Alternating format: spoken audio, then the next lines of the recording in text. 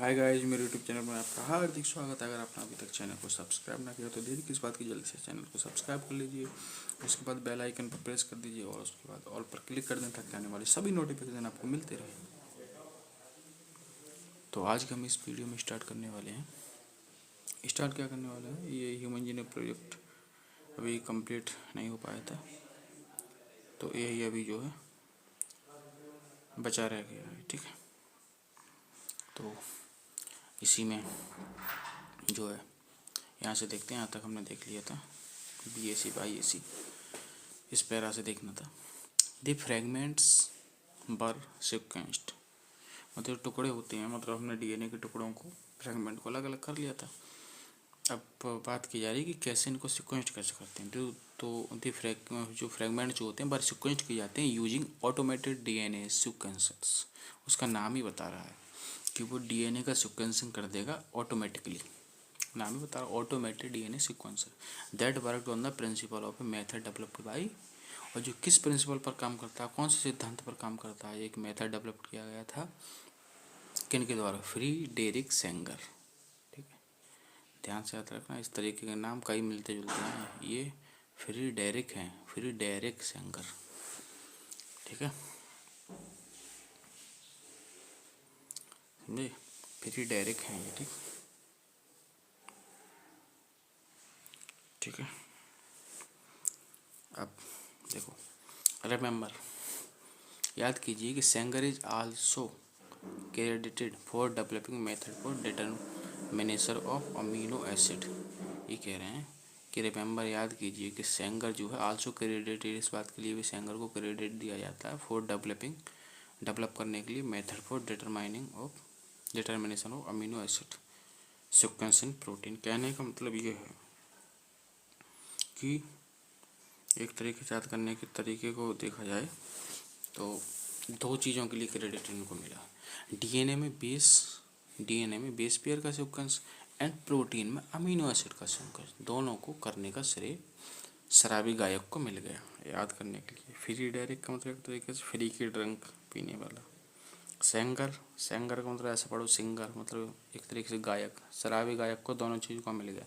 DNA में base pair का sequence और प्रोटीन में अमीनो एसिड का सीक्वेंस, दोनों का श्रेय मिल गया। दरअसल ये काम इन्होंने पियानो के बटनों को दबाते हुए सोचा होगा। याद करने के लिए है ये, क्योंकि गायक है और शराबी है। ठीक है, याद करने के लिए ऐसे। ठीक है,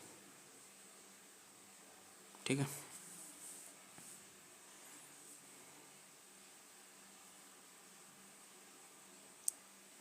ठीक है। फ्री के ड्रिंक पीकर भी गाना गया। अब ग्रिफिथ वाले की स्पेलिंग, अब देखो ग्रिफिथ वाले की स्पेलिंग ध्यान करो क्या थी।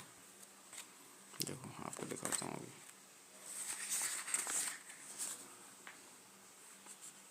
देखो यहाँ थी, यहाँ क्या है, यहाँ स्पेलिंग है FREDERICK। यहाँ भी क्या है, FREDERICK। ठीक है, तो फ्रीडेरिक ग्रिफिथ और फ्रीडेरिक सेंगर थे। ठीक है, तो फ्रीडेरिक ग्रिफिथ, फ्रीडेरिक सेंगर और फ्रीडरिच से तो अलग ही थे। ठीक है, न्यूक्लिन नाम दिया था, वो चीज़ें अलग है। ठीक है, ये डायरेक्ट नहीं है, वो फ्रीडेरिक ग्रिफिथ से फ्रीडेरिक सेंगर हैं। ऐसा ऑप्शन दे देता है ना, कंफ्यूज करने के लिए। ठीक है, पूछ लेगा कि प्रोटीन के सीक्वेंस में अमीनो एसिड का डिटर्मिनेशन जो है, मतलब प्रोटीन में अमीनो एसिड के सीक्वेंस का डिटर्मिनेशन किसने किया, तो ऑप्शन में ऐसे दे देगा, फ्रीडेरिक ग्रिफिथ, फ्रीडेरिक सेंगर, ऐसे करके देता ही है। ठीक है, तो आपको मैं साथ के साथ क्वेश्चन कैसे फ्रेम होते हैं वो भी बताते चलता हूँ, तो याद ऐसे ही करना। सिंपल सी बात है, सेंगर मतलब गायक हैं, गायक ने दोनों का सीक्वेंस दे दिया था। प्रोटीन में अमीनो एसिड के सीक्वेंस का निर्धारण कैसे करेंगे, और डीएनए में उनके बेस पेयर का सीक्वेंस का। ठीक है, दोनों चीज़ों को दे दिया था। These sequences were then arranged based on some overlapping region. These sequences, अब ये प्रकार के sequences थे, were then बाद में अरेंज किए गए, based on some overlapping region present in them। अभी sequence जो थे बाद में अरेंज करे गए, बेस्ड ऑन किस बात पर आधारित होकर इन सीक्वेंस को अरेंज किया गया, सम ओवरलैपिंग रीजन प्रेजेंटिव थीम, उनमें कुछ ओवरलैपिंग भाग पाए गए जो एक दूसरे के ऊपर ओवरलैप कर रहे थे। ठीक है, उन ओवरलैपिंग भागों के बेस पर ही इन सीक्वेंस को अरेंज किया गया था। ठीक है, this required generation of overlapping fragments. This required, इसको जरूरत होती है जनरेशन ऑफ ओवरलैपिंग फ्रेगमेंट की फॉर सीक्वेंसिंग, क्योंकि सीक्वेंसिंग करने के लिए this required generation of overlapping fragment, इस बात ने रिक्वायर्ड किया था generation of overlapping fragment for sequencing. Sequencing करने के लिए ओवरलैपिंग फ्रेगमेंट का जनरेट होना जरूरी था, इनके कहने का ये मतलब है। ठीक है, ठीक है। Alignment of these sequences, alignment का मतलब होता है संरेखण करना, एक रेखा में लगाना, एक लाइन में लगाना, alignment. Alignment of these sequences, in sequences का जो अलाइनमेंट था, संरेखण था, बाज ह्यूमनली नॉट पॉसिबल। ठीक है, इन सीक्वेंसेस का जो अलाइनमेंट था बाज ह्यूमनली नॉट पॉसिबल, वो इंसान के द्वारा पॉसिबल नहीं था। कहने का मतलब इंसान क्रियाकलाप का मतलब कोई मशीनरी वगैरह चाहिए। तो therefore specialized computer based program were develop, तो इसलिए जो है स्पेशल रूप के कंप्यूटर बेस्ड प्रोग्राम डेवलप किए गए। ठीक है, फिगर 6.15। ठीक है, दैट इज, इस फिगर में कंप्यूटर के द्वारा सीक्वेंस को अलाइनमेंट करना, दैट इज अरेंज करना दिखाया गया है। ठीक है, मेनली रूप से, क्योंकि जब इन्होंने यही बात बोली फिर उसके बाद बोला कि ये बात जो ह्यूमनली पॉसिबल नहीं थी अलाइनमेंट करना, इसके लिए कंप्यूटेशनल मतलब स्पेशलाइज कंप्यूटर की ज़रूरत पड़ी। तो ये कंप्यूटर में जो काम दिखाया जा रहा है वो ह्यूमन जीनोम प्रोजेक्ट के अंतर्गत स्पेशली यही काम किया गया है। ठीक है, अलाइनमेंट का काम। This sequences were subsequently annotated. ठीक है, इन सीक्वेंस को वर्ड सब्सिक्वेंटली उसके बाद क्या किया गया, एनोटेटेड किया गया। एनोटेटेड का मतलब होता है कोडिंग और नॉन कोडिंग को पहचानना, एनोटेटेड करना। ठीक है, कि उसमें कोडिंग सीक्वेंस कौन से थे, नॉन कोडिंग सीक्वेंस कौन से थे, इस बात को पहचाना गया। एंड वर एजाइंड, और बताया गया बाद में टू ईच क्रोमोसोम। अब बाद में प्रत्येक क्रोमोसोम पे बताया गया कि भाई किस किस क्रोमोसोम पे कितने कोडिंग सीक्वेंस थे, कितने नॉन कोडिंग सीक्वेंस थे, सब बताया गया। The sequence of chromosome first, ये पूछा जाता है, the chromosome of first, the sequence of chromosome first was completed only in May 2006। Chromosome first का सीक्वेंस करना कब तक कंप्लीट हो पाया था, ध्यान रखना, मई 2006 तक हो पाया था। ठीक है, दैट इज कह सकते हैं ह्यूमन जीनोम प्रोजेक्ट कंप्लीट होने के भी 3 साल बाद। ठीक है, क्योंकि कंप्लीट तो 2003 में हो गया था। ठीक है, उसके भी 3 साल बाद किया गया था। ठीक है, this sequence of chromosome first was completed only in May 2006। ठीक है, दोनों जब रिलेट करते हैं ना तो ध्यान ये ईयर ध्यान रहती है, अगर वो बोल रहे हो तो इससे रिलेट कर लोगे, ये बोल रहे हो तो इससे रिलेट कर दोगे। ठीक है, क्योंकि 2003 में कंप्लीट हो गया था ह्यूमन जीनोम प्रोजेक्ट, बताया था मैंने लास्ट लेक्चर में। और क्रोमोसोम फर्स्ट का सीक्वेंस करना 2000 मई 2006 में कंप्लीट हो गया था, तो मतलब लगभग 3 साल बाद हुआ था। This was the last of the 24 human chromosomes. तो ये जो था ना 24 ह्यूमन क्रोमोसोम में से लास्ट था। ठीक है, ठीक है, अभी 24 क्यों बोला गया है, पता क्यों? देखो ह्यूमन जीनोम में क्या लिया जा रहा था, हैप्लॉइड कंटेंट ही तो लिया जा रहा था ना। तो 22 तो ऑटोसोम्स ले लिए, लेकिन भाई सेक्स क्रोमोसोम दोनों लिएगा, ये ध्यान रखना। तो 22 ऑटोसोम्स हो गए और सेक्स क्रोमोसोम दोनों लिए जाएंगे, तो 23 24 हो गए। तो ये जो क्रोमोसोम फर्स्ट जो था वो 24 क्रोमोसोम में से लास्ट वाला था। ठीक है, 22 ऑटोसोम्स एंड XY, इस तरीके से 24 हो गए, समझ गए। 24 क्यों बोला जाता है, समझ गए, सेक्स क्रोमोसोम दोनों ले लिए गए हैं। ठीक, टू बी सीक्वेंस्ड। ठीक है, मतलब जो कि 24 को 24 सीक्वेंस करे जाने थे उनमें से ये लास्ट था। ठीक है, लास्ट था का मतलब इससे पहले बाकी की सीक्वेंसिंग हो चुकी थी, लास्ट वाले का इन्होंने बता दिया कि भाई लास्ट वाली सीक्वेंस कब तक कंप्लीट हो पाई। ठीक है, आप जैसे देखो कुछ मैंने तरीके बनाए हैं इसमें। जैसे अलाइनमेंट का मतलब होता है, जैसे मान लो जैसे सूखे कपड़े की सलवटें हाथों से नहीं निकलती, उसे प्रेस रूपी कंप्यूटर यूज़ करने पड़ते हैं याद करने के लिए है। जैसे सूखे कपड़ों में जो भी सलवटें वगैरह पड़ गई हैं वो हम हाथ से तो नहीं निकाल सकते, गीले कपड़े की निकाल सकते हैं एक हद तक, ठीक है। तो सूखे कपड़ों की उसको प्रेस की ज़रूरत पड़ती है, तो भाई ह्यूमनली नॉट पॉसिबल, मतलब अलाइनमेंट करना को humanly not possible. Representative diagram of human genome project देख लो, ठीक है। गर्ल है, ह्यूमन है, ठीक। इससे सेल निकाली गई, सेल से उसके अंदर क्रोमोसोम निकाला गया, क्रोमोसोम के अंदर धसा हुआ डीएनए था, ठीक है। क्योंकि रियल में क्रोमोसोम के खोखले पाइप के अंदर डीएनए ठुसा रहता है ना, ठीक है। दैट इज 2 इंच वाला ना, 2 इंच वाला ना कि 2.2 मीटर वाला। एक क्रोमोसोम के अंदर तो 2 इंच वाला होगा ना, लगभग 2 इंच वाला, ठीक है। क्योंकि 2.2 मीटर लंबा जो होता है वो तो पूरे 46 क्रोमोसोम के अंदर, टोटल के टोटल 46 क्रोमोसोम के अंदर निकला हुआ ठुसा हुआ टोटल निकाल लेंगे, उसकी लंबाई 2.2 मीटर होती है, ठीक है। अब डीएनए को सिक्वेंसिंग किया गया, तो देखो ये कंप्यूटर स्क्रीन पे दिख रहा है TGTAC, और उसके देखो कम्प्लीमेंट्री नीचे है, ठीक है जी। नहीं, ये कम्प्लीमेंट्री नहीं कह सकते एक तरीके से, बस इसे ये लिखे हुए हैं, ठीक है। कम्प्लीमेंट्री के हिसाब से थोड़ी है, कोई सामने लिखे हैं इसका मतलब ये थोड़ी है, बस ये बेस पेयर मतलब दिखाए गए हैं, ठीक है। कम्प्लीमेंट्री का यहाँ कोई मतलब भी नहीं है, क्योंकि टी का जी की कंप्यूटर स्क्रीन पर दिखाएंगे इसका मतलब थोड़ा ऊपर दिखाया उससे नीचे वाला कम्प्लीमेंट्री होना जरूरी है, ठीक है। क्योंकि टी का जी थोड़ी हुआ, तो ये अलग है, बस इससे कोई मतलब नहीं, इससे कोई पूछा नहीं जाएगा, बस ऐसे दिखा दिया है, क्योंकि यही काम कर रहे हैं तो बेस पेयर तो दिखाएंगे ही कम से कम कंप्यूटर स्क्रीन पे, ठीक। बस इतना ही मतलब है।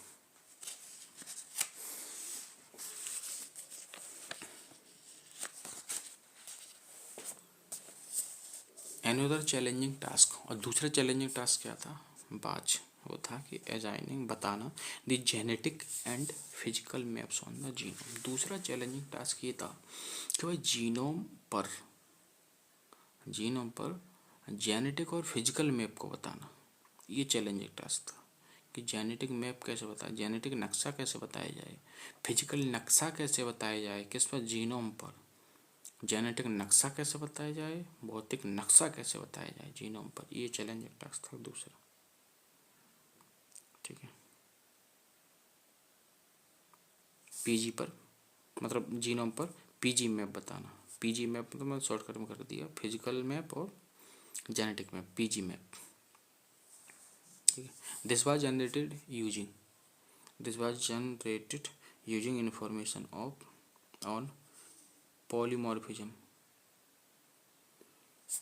Of restriction endonuclease, restriction recognition site, ठीक है।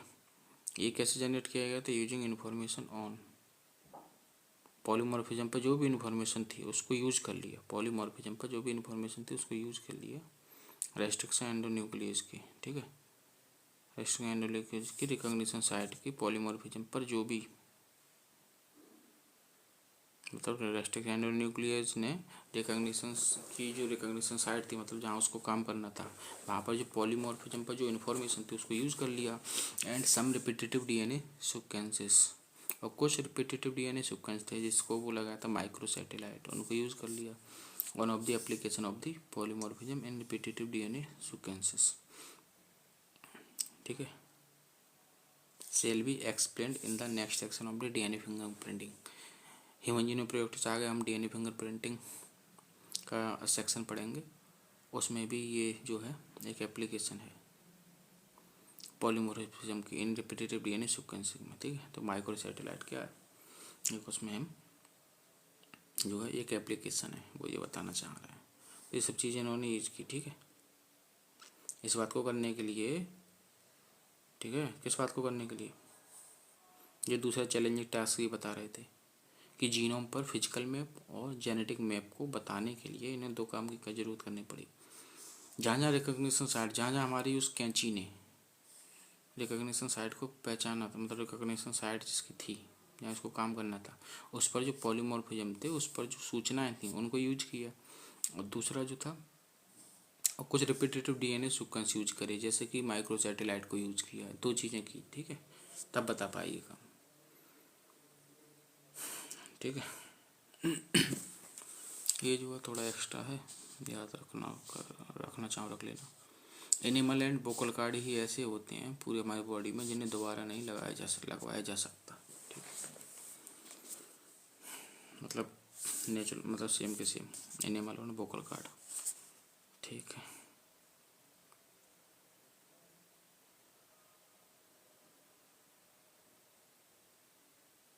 ठीक है भाई, मैंने बताया 24 क्यों बोला था, दैट इज़ वैसे जीनोम को अकॉर्डिंग टू 23 होना चाहिए था, बट यहाँ इन्होंने केवल ऑटोसोम के हैप्लॉइड कंटेंट को जीनोम माना है एंड सेक्स क्रोमोसोम के दोनों ले लिए। ये बात याद के लिए है।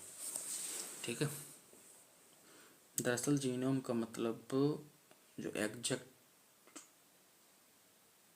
होता है वो ऑटोसोम के लिए होता है। ठीक है, सेक्स क्रोमोसोम दोनों ले लिए। ठीक,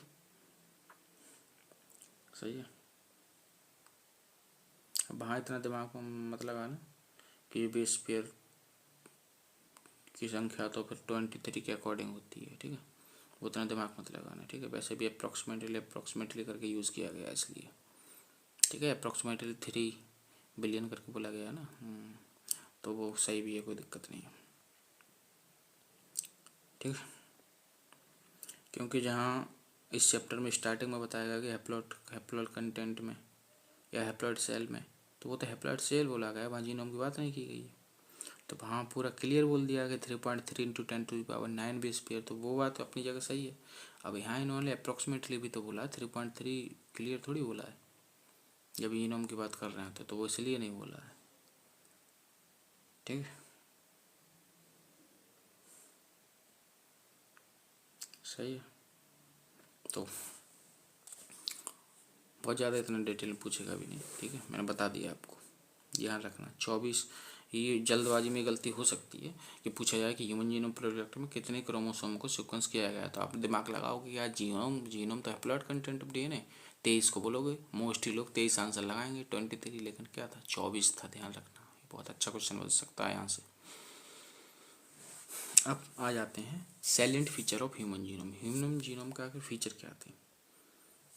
ठीक है, तो देखो वहाँ 6 पॉइंट थे गोल में, मैंने तरीका भी बताया था। गोल का सिनोनिम टारगेट होता है, टारगेट में 6 लेटर होते हैं, 6 पॉइंट हैं। ह्यूमन जीनोम प्रोडक्ट के गोल में 6 पॉइंट है। ठीक है, अब फीचर के लेटर से एक ज़्यादा, दैट इज नो है। अब फीचर में लेटर आ रहे हैं 8। ठीक है, ठीक है, 4 और 4 8। ठीक है, फीचर्स में 8 लेटर आ रहे हैं उस, लेकिन उससे एक ज़्यादा, मतलब फीचर्स हैं 9 पॉइंट बताए हैं फीचर्स में। देखो ऐसे जब हमें नंबर पता नहीं रहता तो एक तरीका होता है, हमको चीज़ें याद रहती हैं, मेमोराइज का एक तरीका होता है। ठीक है, जैसे आप कभी कोई ट्रेवल कर रहे हैं और बहुत सारे आपके पास बैग हैं। ठीक है, तो आप अगर बैग की गिनती लगा कर रखते हैं तो आपसे फिर जल्दबाजी में कोई बैग छूटता नहीं है। जैसे आप एक गिनती लगा लेते हैं कि मेरे पास 5 बैग थे, तो जब जैसे उतारते हैं तो कितनी भी जल्दबाजी होगी तो इसे 4 उतार लेंगे, तो अगर गिनेंगे नहीं तो ऐसा लगेगा कि हाँ यार कई बैग थे, तो कई बैग तो दिख तो रहे हैं। लेकिन जब हम नंबर कर लेते हैं 1 2 3 4 5, हाँ 5 थे 5। ठीक है, तो याद भी आ जाती हैं फिर चीज़ें इससे। तो साइलेंट फीचर में पढ़ते हैं। साइलेंट फीचर फिगर देख ही चुके थे। साइलेंट फीचर क्या? साइलेंट फीचर में क्या है? Some of the silent observation drawn from the human genome project are is follows. पहला क्या था? The human genome contains 3164.7 million base pair. तो देखो यही मैंने बताया था। ठीक है, यही मैंने बताया था कि गोल में क्या था, गोल में कितने बताए गए थे, गोल में लगभग करके बोल दिया गया था। देखो गोल में लगभग करके नहीं, कहने का मतलब उसमें तो 3 बिलियन बताया था सीधा। 3 बिलियन, मैं लगभग इसलिए बोल रहा हूँ कि लगभग 3.3 बिलियन, लेकिन इन्होंने सीधा सीधा जो बोला उसी बात को ध्यान रहे। लेकिन इतना मैंने बताया था कि गोल में कम है, जीन की संख्या भी कम है गोल में फीचर से, और बेस पेयर की संख्या कम है। तो बेस पेयर गोल में 3 अरब बता दिया सीधा कर, 3 अरब, और यहाँ 3 अरब से ज़्यादा हैं। देखो इसको बिलियन में कन्वर्ट करो तो 3.1647 बिलियन आएगा। तो सब बिलियन वहाँ है तो बिलियन में यहाँ याद रखो। ठीक है, 3.16 1647 को कैसे ध्यान रखोगे, ऐसे नंबर डिजिट को कैसे ध्यान रखोगे। देखो 31 दूनी 62, 62 और 2 64, तो इतना तो 64 याद रह गया, और 7 अलग से ध्यान रख लेना। ठीक है, ठीक है। वैसे भी दैट इज जीनोम के haploid content that is 3.3 10 to the 9, that is इतने बोल ही सकते हैं। दैट इज 3.3 के साथ 3.1647 भी याद रखा करो, स्वाध्याय से अनुसार यूज कर लेना, मतलब कहाँ क्या पूछ रहा है उस पर डिपेंड करेगा। ठीक है, सही है। और वैसे भी देखो ह्यूमन जीनोम में अप्रॉक्सीमेटली 3 × 10⁹ बोला है, तो उसको 3.3 कहना सही नहीं है। ठीक है, ये बहुत अंदर की बात मैं बता रहा हूँ, इसको अप्रॉक्सीमेटली 3 बोलो, तो ऐसा कर दो कि अप्रॉक्सीमेटली 3।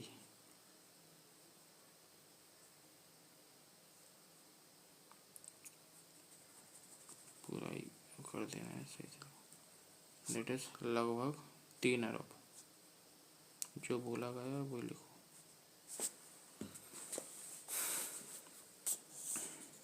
दूसरा पॉइंट क्या था, the average gene consist of 3000 basis. जैसे ये इसका मतलब क्या है, जैसे कुछ जीन तो बहुत सारे बेसिस रखते हैं, कुछ जीन अभी बताए जाएंगे एग्जाम्पल, कुछ जीन बहुत कम बेस रखते हैं। तो पूछा जाए कि एवरेज बताओ मेरे लिए कि एवरेज जीन कितने बेस रखते हैं, तो average gene consist of 3000 basis. ठीक है, 3000 बेसिस रखते हैं। ठीक है, दैट इज को ये भी बोला जाता है कि average gene size, average gene size भी 3000 बेसिस है, 3000 बेस पेयर ऐसे बोल सकते हैं। But size very greatly with the largest non human genome being. सबसे बड़ा ह्यूमन जीन कौन सा, सबसे बड़ा जीन कौन सा होता है ह्यूमन का, डिस्ट्रोफिन। उसका नाम ही एकदम से बता रहा है, खतरनाक है आपका, डिस्ट्रोफिन सबसे बड़ा जीन होता है ये। इसमें कितने बेस होते हैं पता है, 24 लाख बेस। या तो आप 24 लाख से याद रखना, 24 लाख से याद रखो, या फिर आप थोड़ा सा वेस्टर्न टाइप के मिलियन बिलियन में चीज़ें ज़्यादा याद आसानी से रख लेते तो 2.4 मिलियन याद रखो। ठीक है, लेकिन इंडिया में तो लाख करोड़ ये चीज़ें ज़्यादा बड़ी यूज़ की जाती हैं, तो लाख के टर्म में याद करो, तो 24 लाख के हिसाब से याद कर लो। समझ रहे हो ना, क्योंकि ये भी बहुत एक साइकोलॉजिकली होता है। जैसा हमारे जीन, जैसा हमारे मतलब डेवलपमेंट उस हिसाब से हुआ है पीढ़ी दर पीढ़ी, तो जिन चीज़ों को यूज करते हैं तो उन्हीं के टर्म में चीज़ों को याद रखते हैं, तो ध्यान रहता है। अब भाई 24 लाख कह लो या 2.4 मिलियन कह लो, बात तो वही है ना। ऑप्शन होगा तो कन्वर्ट करना आना चाहिए, बस आपको कन्वर्ट कर लेना। याद रखने के लिए बात मैं बोल रहा हूँ, जैसे याद रखना चाहो रख लो। ठीक है, क्योंकि इंडियन में लाख करोड़ ऐसे याद रखो तो ज़्यादा याद रहते हैं। ठीक है, तो ये 24 लाख बेसिस, 24 लाख बेसिस होते हैं, इतना बड़ा जीन होता है। तीसरी बात, the total number of genes estimated at 30,000। देखो मैंने कहा था कि इस फीचर में ज़्यादा बताए गए जीन, फीचर में बताए 30,000, उसमें से गोल कितने को करना था, गोल मतलब सीक्वेंस कितने को करना था, केवल 20 से 25,000 को। देखो बोला गया लगभग 20 से 25,000 को करना है गोल में, जबकि फीचर में कितने जीन हैं, 30,000 जीन है। Much lower than the previous estimate of the 80,000 से 1,40,000। ये कह रहे हैं पहले ये माना जाता था कि भाई 80,000 से 1,40,000 तक जीन होते हैं इंसान में, लेकिन बाद में इस चीज़ में सुधार किया गया और रिसर्चेस हुई, तो बोला गया नहीं यार इतने ज़्यादा नहीं होते, 80,000 से 1,40,000। पहले बोला गया था कि कम से कम 80,000 तो होते हैं, ज़्यादा से ज़्यादा 1,40,000 भी हो सकते हैं, लेकिन बोला गया नहीं भाई 30,000 होते हैं। ठीक है, almost all 99.9% nucleotide bases are exactly the same, और उसमें से भी 99.9% न्यूक्लियोटाइड बेस एग्जैक्टली सेम होते हैं इन ऑल पीपल, सभी के सभी पीपल में। कितना ज़्यादा अजीब बात है भाई, 99.9% न्यूक्लियोटाइड बेस सेम होते हैं, एग्जैक्टली सेम लिखा है, exactly the same in all people. इसका मतलब क्या है, जो हम डिफरेंट दिखते हैं ना वो केवल 0.1% की वजह से दिखते हैं। अब 0.1% का तो छोटा मोटा समझ रहे हो, 0.1% का मतलब कितना आएगा पता है, 0.1% का मतलब आएगा 3 मिलियन 30 लाख।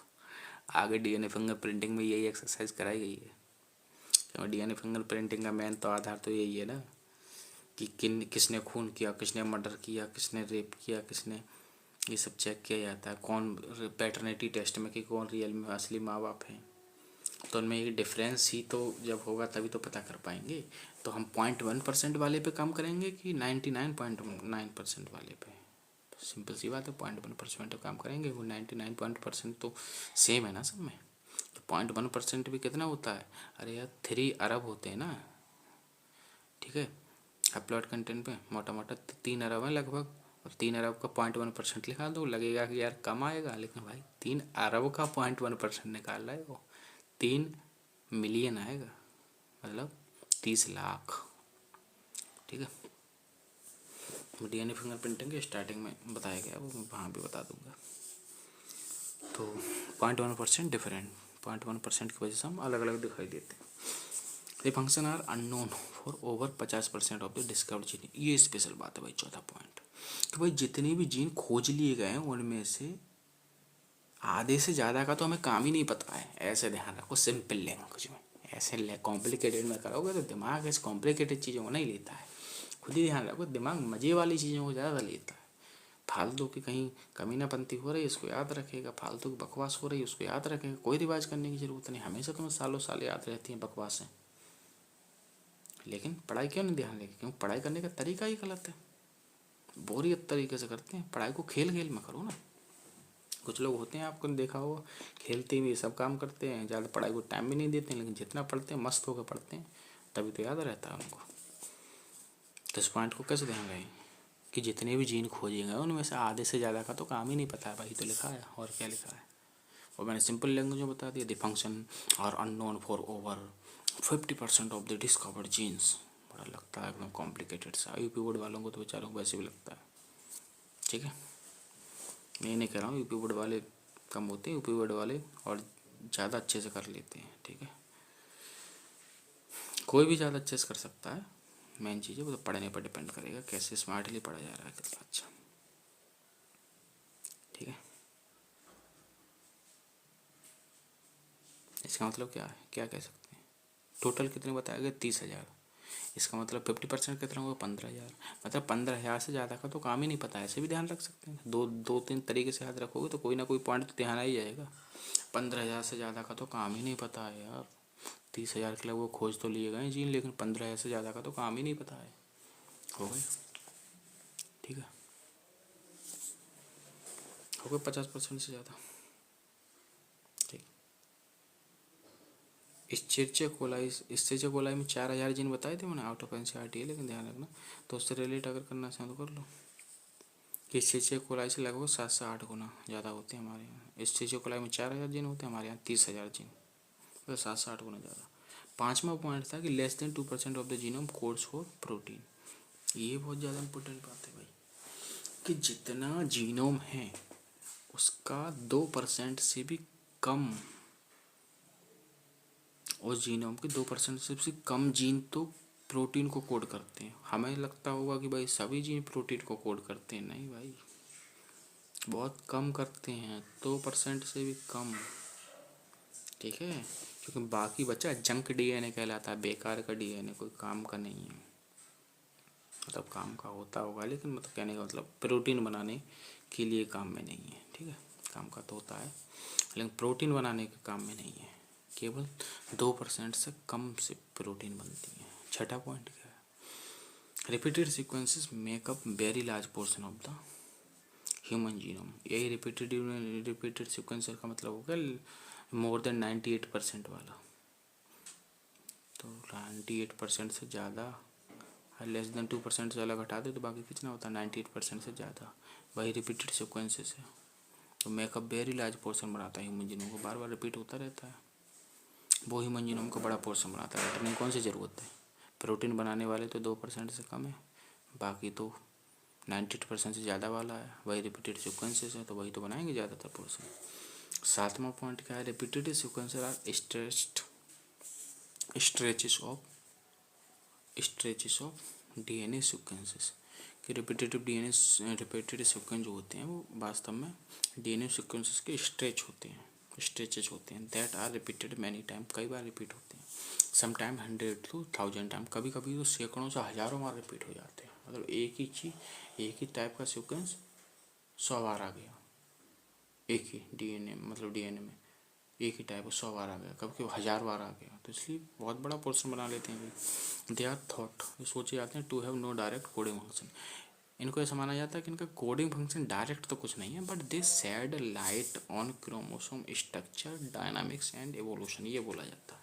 ये बहुत ध्यान रखना, कोडिंग फंक्शन नहीं है सीधा। कहाँ बना रहे हैं प्रोटीन को, कोड कहाँ कर रहे हैं, ये लेस देन 2% ही तो कोड कर रहे हैं, ये तो कर ही नहीं रहे कोड को। तो इनका कोडिंग का फंक्शन तो डायरेक्ट नहीं है, लेकिन हाँ ये क्रोमोसोम की स्ट्रक्चर, डायनामिक्स और इवोल्यूशन पर प्रकाश डालते हैं। इसमें बहुत ज़्यादा सिग्निफिकेंस है इनका, याद करने के लिए तरीका मैंने बना दिया है।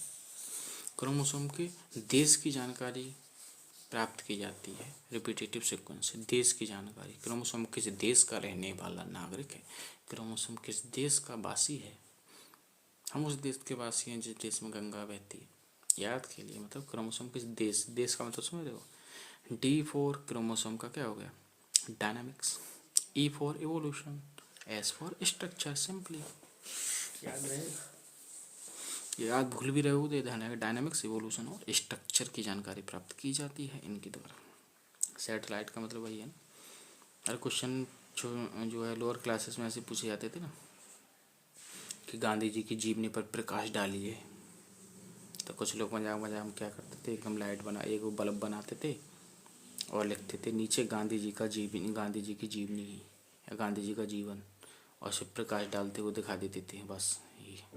ठीक है, अब वो चाहे मज़े में करते थे, चाहे उनको पता नहीं होता था कई टाइप कैसे लोग होते थे, लेकिन दरअसल उनका कहने का क्या मतलब होता था कि उसके बारे में आप लिखिए, उसके बारे में जानकारी दीजिए। प्रकाश डालने का ये थोड़ी कि प्रकाश डालिए। तो वही ध्यान रखना कि सैटेलाइट का क्या मतलब होगा, जानकारी प्राप्त करना, जानकारी दीजिए। ठीक,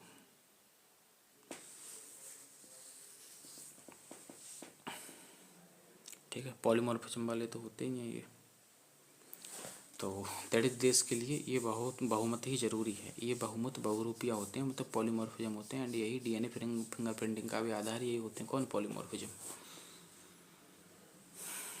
ठीक है। 8वां पॉइंट क्या था, chromosome first has most genes. देखो वो डिस्ट्रोफिन एक अपने आप में एक जीन है, उसमें बेस बेस बहुत ज़्यादा है, 24 लाख या 2.4 मिलियन, लेकिन ये जीन की बात चल रही है कि क्रोमोसोम फर्स्ट में सबसे ज़्यादा जीन होते हैं। क्रोमोसोम फर्स्ट कौन सा, जो सबसे लास्ट में सीक्वेंस किया गया था, कितना भाई 2006 तक के लास्ट उसका सीक्वेंसिंग कंप्लीट हुई थी, तो उसमें जीन सबसे ज़्यादा होते हैं। क्रोमोसोम फर्स्ट में कितने जीन होते हैं, 2968, मैंने बताया था ना। ठीक है, ये क्या है बहुत ध्यान से याद रखना भाई, ये जीन की बात चल रही है। ठीक है, क्रोमोसोम फर्स्ट में कितने जीन है, लगभग 3000, कहने का टोटल जीन तो 30,000 है, उसमें से 3000 के लगभग तो केवल क्रोमोसोम फर्स्ट में ही है। याद के लिए याद रख सकते हैं सही। ठीक है, क्रोमोसोम फर्स्ट में मोस्ट जीन, सबसे ज़्यादा जीन होते हैं 2968, ऐसे याद कैसे रख सकते हैं,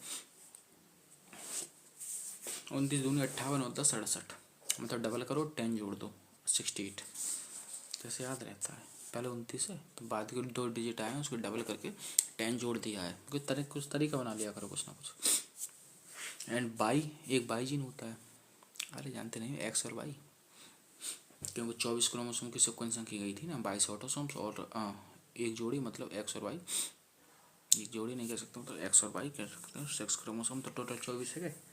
तो बाई में सबसे ज़्यादा कम जीन होते हैं, कितने, केवल 231 जीन, बाई क्रोमोसोम में केवल 231 जीन होते हैं।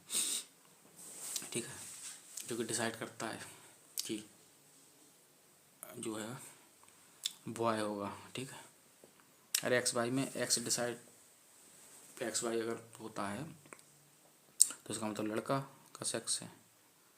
ठीक है, बेबी बॉय है, और एक्स वाई होता तो बेबी बॉय, एक्स होता तो बेबी गर्ल। तो ऐसे ध्यान रखें कि लड़के को डिसाइड करने वाला केवल सबसे कम रखता है, सबसे कम जीन रखता है, कितना रखता है 231 बस, 231, ये 231 है, ये 2968 है, ऐसे ध्यान डिजिट में ध्यान रखना, दो डिजिट यहाँ आ रही, 2 डिजिट यहाँ आ रही है, लेकिन ये 2968 भले से, लेकिन ये 3000 के लगभग है। ठीक है, याद कैसे रख सकते हैं। 9वां पॉइंट क्या है, लास्ट, साइंटिस्ट हैव आइडेंटिफाइड, वैज्ञानिकों ने पहचान लिए कितने, अबाउट 1.4 मिलियन लोकेशन, लगभग 14 लाख ऐसी जगह। भाई तरीका जो मैंने बताया, जैसे आपको याद रखें, लाख में याद रखें, लाख याद रखो, मुझे तो लाख में याद रहता है तो मैं लाख याद रखता हूँ, फिर उसको मिलियन में कन्वर्ट करने लगा जैसे ऑप्शन हो, क्योंकि ऑप्शन तो उसी के अकॉर्डिंग होने के चांसेस ज़्यादा हैं जो एनसीईआरटी में डेटा जिस फॉर्म में दिया है। लेकिन 1.4 मिलियन को आप कन्वर्ट करना आता है, क्योंकि 1 मिलियन में 10 लाख होते हैं, तो कन्वर्ट कर लो।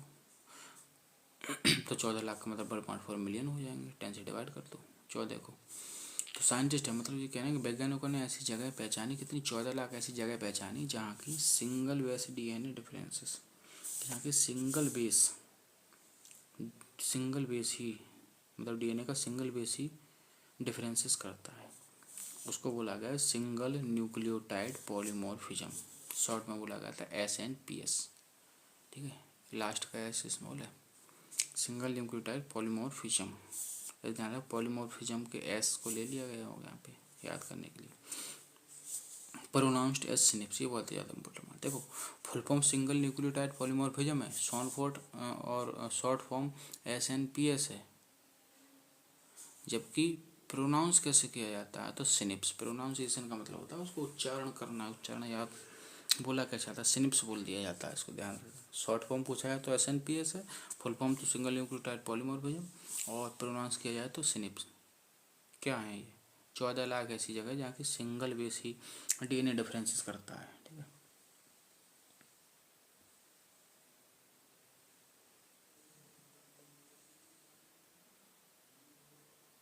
ठीक है,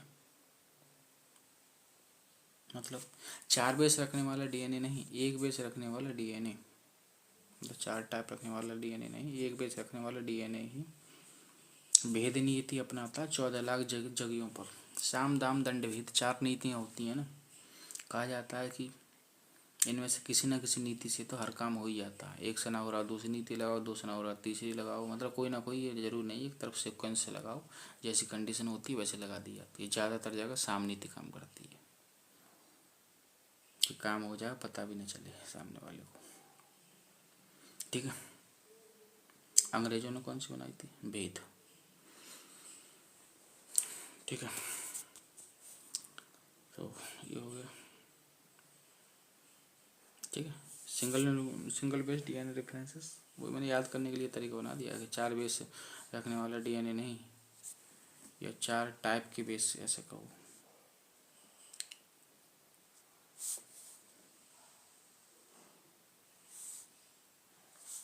या इसको आप रहने दो, ऐसी तरीका मैं बता दे रहा हूँ, क्योंकि याद करने की जगह कहीं आप लोग इसको कंसेप्ट मान लो तो सही नहीं रहेगा ना, कंसेप्ट नहीं है, याद करने का तरीका है। ठीक है, कि 4 टाइप रखने वाला नहीं, एक टाइप का बेस रखने वाला डीएनए डिफरेंसेस पैदा करता है, भेद नीति अपनाता है, कितनी जगह पर, 14 लाख जगह पर, मतलब 1.4 मिलियन जगह पर। ये 14 लाख हैं ऐसी जगह हैं, और वहाँ क्या था, सबसे बड़ा जीन में बेस पेयर 24 लाख थे, वो 24 लाख है, ये 14 लाख है, ऐसे अंतर करते चलो, क्योंकि कन्फ्यूजन इसी में होती है, ऑप्शन भी ऐसे ही बनाई जाती हैं, एक में लिख देगा 2.4 मिलियन, 1.4 मिलियन, अब लगता है दोनों ही पड़े हुए हैं, अब कन्फ्यूजन होगा, एक ही सेक्शन में पड़े हुए हैं, ह्यूमन जीनोम प्रोडक्ट के सैलिएंट फीचर में दोनों ही चीज़ें, तो यहाँ होती हैं गलतियाँ। ठीक है, क्या पूछा है ये मैटर करता है। ठीक है, डिस इन्फॉर्मेशन प्रोमाइजेस, ये इन्फॉर्मेशन जो है ना प्रोमाइजेस बाधा करती है to revolutionize the process of finding chromosomal location. ये इन्फॉर्मेशन प्रोमाइज करती है, बाधा करती है, का मतलब है कि इस इन्फॉर्मेशन से हमें पता चल जाएगा कि क्रोमोसोम लोकेशन का पता चल जाएगा फॉर डिजीज एसोसिएटेड सीक्वेंसेस, कि वास्तव में पर्टिकुलर कोई डिजीज है तो उससे रिलेटेड कौन से सीक्वेंस है हमारे डीएनए के, और उन्हीं सीक्वेंस पर काम करेंगे कि क्या काम हो रहा है, उसी हिसाब की फिर दवाई देंगे।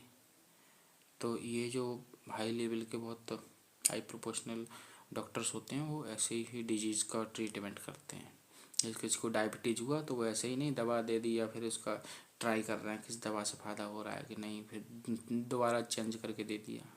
काफ़ी बड़े डॉक्टर भी यही करते हैं, लेकिन जो हाई स्पेशलिस्ट होते हैं टेक्नोलॉजी एकदम यूज करके, वो पहले सीक्वेंसेस को पता लगाते हैं कि ये पर्टिकुलर डिजीज जो किस सीक्वेंस की वजह से हो रहा है ये सब, तो वो पर्टिकुलर फिर वही दवा देते हैं, एक बार में फ़ायदा पड़ जाता है। फीस तो उनकी अच्छी रहती होगी, लेकिन जल्दी फ़ायदा पड़ जाता है, अच्छे से फ़ायदा पड़ जाता है। साइड इफ़ेक्ट का डर नहीं रहता है, मतलब बहुत ज़्यादा साइड इफ़ेक्ट नहीं। जैसे एक है कि पता ही नहीं, हमें बस ऐसे ट्राई कर करके देख रहे हैं, तो कितनी पता चलो सालों से दवाई खा रहे हैं एंड ट्रेसिंग की कोई एग्जैक्टली वो पता ही नहीं कर पा रहे हैं कि कौन है, कि डिजीज जो है कौन से सीक्वेंस से रिलेटेड है। एंड ट्रेसिंग ह्यूमन हिस्ट्री, और ह्यूमन हिस्ट्री को ट्रेस करने में भी काम आती है ये इन्फॉर्मेशन, ठीक है। 14 लाख जो ऐसी जगह होती है सिंगल न्यूक्लियोटाइड पॉलीमॉर्फिज्म वाली, ठीक है। अब ऐसे ध्यान रखें सिंगल बेस है तो सिंगल न्यूक्लियोटाइड बोलेंगे, सिंगल सी बात, ठीक है।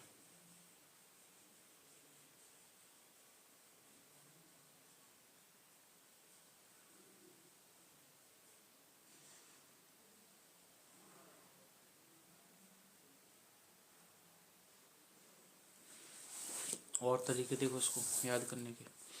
देखिए लगभग 14 लाख ऐसे स्थान हैं जहाँ एक सिंगल बेस रखने वाला डीएनए एक चना, मतलब एक चना भाड़ फोड़ कर दिखाता है, दैट इज अंतर पैदा करता है। कहते हैं ना कि एक चना भाड़ नहीं फोड़ सकता, मतलब अक्सर ही कहावत जब बोली जाती है जब कोई इंसान अकेला रह जाता है, और काम अक्सर जो होते हैं वो एक कंपनी के साथ, मतलब कि कई लोग मिल करके करते हैं तभी होते हैं अच्छे से, तो ऐसी कंडीशन बोल दिया जाता है कि एक चना भाड़ नहीं फोड़ सकता। तो यहाँ एक चना ही भाड़ फोड़ता है, क्योंकि सिंगल बेस रखने वाला डीएनए याद करने के लिए तरीका बना दिया मैंने। सिंगल बेस रखने वाला डीएनए, ठीक है, अंदर पैदा करता है 14 लाख जगहों पर, ठीक है। अब जो है एप्लीकेशन इसका क्या गया है, ठीक है। एप्लीकेशन हम इसके बाद वाले लेक्चर में देखते हैं। अगर वीडियो अच्छी लगी तो वीडियो को लाइक करें, कमेंट करें, शेयर करें ज़्यादा से ज़्यादा फ्रेंड के साथ, ताकि सभी को इस वीडियो का फ़ायदा मिल सके। और आप देख ही रहे होंगे कितने अच्छे से मैं इतने डिफ़िकल्ट डेटा को भी याद करने का तरीका आपको बताते चल रहा हूँ। तो बस शेयर करना तो बनता है, ज़्यादा से ज़्यादा लोगों को शेयर करो, वीडियो को अच्छे से पूरा देखा करो, जो तभी फ़ायदा होगा। और यहाँ से मेरे समझ के अपने एनसीईआरटी में जो मेरे पॉइंट होते हैं याद करने के, वो अपने नोट कर लिया करो। एनसीईआरटी में बीच बीच में पेज लगा लो, या अलग से नोट्स लिख लो, बीच बीच में पेज लगा लो, वो ज़्यादा बढ़िया है। स्पायरलिंग करा के अलग अलग ही पेज कर देगा स्पायरलिंग करने वाला, बीच बीच में एक एक जो है प्लेन पेज लगा देगा और वो स्पायरल कर देगा, वो ज़्यादा अच्छा रहेगा। और बाकी अपने एनसीईआरटी से पॉइंटों को पढ़ो, मेरे से समझो यहाँ से, अपनी एनसीईआरटी से पढ़ो, उसको रीडिंग भी करो। वीडियो देखने के लिए बहुत बहुत धन्यवाद, बने रहिए।